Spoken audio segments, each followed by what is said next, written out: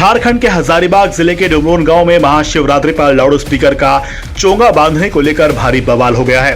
बताया जाता है कि इचाक क्षेत्र अंतर्गत डुमरोन गांव के पीपर टोला में यह बवाल न्यू सनातनी हिंदुस्तान चौक पर लगे लोहे के स्तंभ में लाउड स्पीकर का चोंगा बांधने को लेकर हुआ। बवाल ऐसा बड़ा कि दो पक्षों के बीच हिंसक झड़प हो गई। दोनों पक्षों के लोगों के बीच हुई पत्थरबाजी में आधा दर्जन लोग चोटिल हो गए हैं। झारखंड के हजारीबाग जिले के डुमरोन गांव में महाशिवरात्रि पर लाउड स्पीकर का चोंगा बांधने को लेकर भारी बवाल हो गया है। बताया जाता है कि इचाक क्षेत्र अंतर्गत डुमरोन गांव के पीपर टोला में यह बवाल न्यू सनातनी हिंदुस्तान चौक पर लगे लोहे के स्तंभ में लाउड स्पीकर का चोंगा बांधने को लेकर हुआ। बवाल ऐसा बड़ा कि दो पक्षों के बीच हिंसक झड़प हो गई। दोनों पक्षों के लोगों के बीच हुई पत्थरबाजी में आधा दर्जन लोग चोटिल हो गए हैं। इस दौरान उपद्रवियों ने एक कार, 6 बाइक, एक स्कूटी और साइकिल को आग के हवाले कर दिया। उपद्रवियों ने सड़क पर खड़े एक ऑटो को पलट दिया, एक बाइक को कुएं में धकेल दिया। घटना में साइकिल समेत कुल 8 वाहन जला दिए गए। घटना के बाद मौके पर पहुंची पुलिस फोर्स ने शांति बनाए रखने की अपील करते हुए उपद्रवियों की धरपकड़ के लिए सर्च अभियान चलाया। घटना के बाद से पूरे डुमरोन गांव के गली मोहल्लों में सन्नाटा पसरा है। पुलिस सूत्रों से प्राप्त जानकारी के अनुसार बुधवार की सुबह 8 बजे लाउड स्पीकर लगाने को लेकर दो पक्ष आमने सामने आ गए। उस समय विवाद को सुलझाने के लिए थाना प्रभारी संतोष कुमार घटना स्थल पर ही थे। थाना प्रभारी संतोष कुमार के साथ पंचायत प्रतिनिधि और दोनों पक्षों के दर्जन लोग भर मौजूद थे। दोनों पक्षों को सुनने के बाद पुलिस अधिकारी के सामने ग्रामीणों के बीच सहमति बनी कि शिवरात्रि को देखते हुए 2 दिन के बाद चोंगा खोल दिया जाएगा। यह समझौता एक पक्ष के लोगों को नागवार गुजरा और उन्होंने घरों की छत और स्कूल के परिसर से पत्थरबाजी शुरू कर दी। अचानक इस पत्थरबाजी से वहां मौजूद लोग हक्का बक्का रह गए। लोग कुछ समझ पाते इससे पहले ही दूसरे पक्ष के लोगों ने जवाबी पत्थरबाजी शुरू कर दी। देखते ही देखते दोनों ओर से पत्थर चलने लगे। इससे मौके पर अफरा तफरी मच गई। स्थिति को संभालने के लिए जिला बल के अतिरिक्त जवानों के साथ कई थानों की पुलिस फोर्स भी पहुंची। मौके पर सहायक SP Shruti, SDPO Amit Kumar, SDO Lokesh Barange, CO Ramji Prasad Gupta, BDO Santosh Kumar, inspector Vinod Kumar समेत कई थानों के पुलिस अधिकारी और जवानों ने मिलकर हालात को संभाला। भारी संख्या में पुलिस फोर्स डुमरोन के हिंदुस्तान चौक पर कैंप कर रही थी। स्थिति नियंत्रण में है लेकिन तनावपूर्ण बताई जा रही है। वहीं उपद्रवी घटना को अंजाम देने के बाद फरार हो गए हैं। हजारीबाग डीसी नैन्सी सहाय ने इलाके के मौजूद हालात के बारे में जानकारी देते हुए कहा कि स्थिति शांतिपूर्ण लेकिन नियंत्रण में है। उपद्रवी की तलाश की जा रही है। पुलिस कैंप कर रही है। स्थिति पर नजर रखी जा रही है। पुलिस अधिकारियों ने साफ कहा है कि कानून व्यवस्था को हाथ में लेने वालों को और उपद्रवियों के खिलाफ कड़ी कार्रवाई की जाएगी। लोगों को किसी तरह की अफवाह पर ध्यान नहीं देना चाहिए। इलाके में माहौल तनावपूर्ण है। मेरी जानकारी में है, मैंने एसपी से वार्ता किया और ख़ास करके मैं कहना चाहता हूँ वैसे लोगों को हजारीबाग के आसपास का जो एरिया है, मैंने एसपी को कहा है कि टैक्टफुली डील कीजिए। वहाँ पर असामाजिक तत्व जो हैं और आरएसएस मानसिकता के जो लोग हैं, कट्टर विचारधारा के जो लोग हैं, जो कट्टर सोच के जो लोग हैं, वो हमारे युवाओं को बर्बाद कर रहे हैं। युवाओं में नफरत के बीज घोल रहे हैं और इसका साइड इफेक्ट है।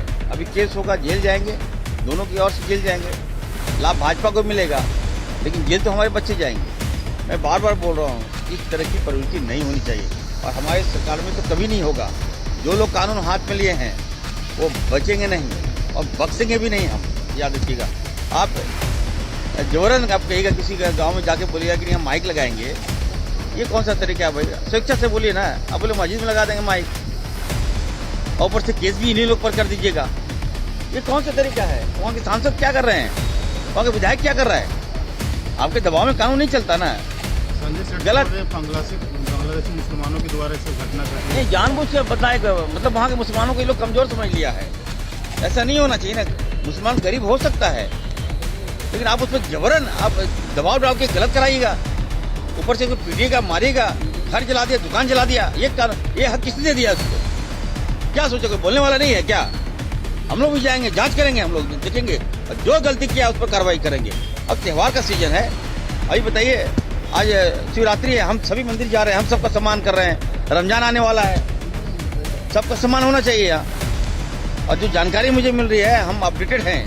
हमने सवेरे एसपी से मेरी वार्ता हुई और मैंने एसपी को कहा बढ़िया संभालिए सब। पीड़ादायक है। सरकार को ऐसे लोगों पर कड़ाई से, क्योंकि आप देखो सरस्वती पूजा भसान हो तना हो जाता है, रामनवमी हो तना हो जाता है, होली आती है तना हो जाता है, आप शिवरात तना हो जाता है। आज तो पार्वती शिव की बारात है, महाशिवरात्रि है।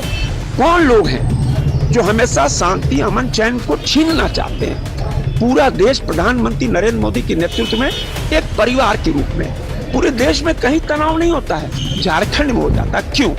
क्योंकि बांग्लादेशी घुसपैठी जो लगातार यहाँ की डेमोग्राफी, यहाँ का जो लॉ एंड ऑर्डर बर्बाद कर रहे हैं। आप देखो जहाँ जहाँ भाजपा एनडीए की सरकार है, चाहे वो दिल्ली हो, आसाम हो, मध्य प्रदेश हो, महाराष्ट्र हो, उत्तर प्रदेश हो, बांग्लादेशी घुसपैठियों की चिन्हित कर उनको बाहर किया जा रहा है। माननीय मुख्यमंत्री झारखंड से मेरा निवेदन है कि यहाँ लॉ एंड ऑर्डर को मजबूत रखने के लिए, दंगा फसाद से बचने के लिए, ऐसे किसी भी तनाव से बचने के लिए जरूरी इसलिए है कि ऐसे बांग्लादेशी जो घुसपैठी आकर हमारा हक मार रहे, कानून व्यवस्था में खलल डाल रहे, उनको चिन्हित कर भारत से बाहर भेजा जाए। मेरा यही आग्रह है कि यही लोग कानून व्यवस्था बिगाड़ने का प्रमुख कारण है।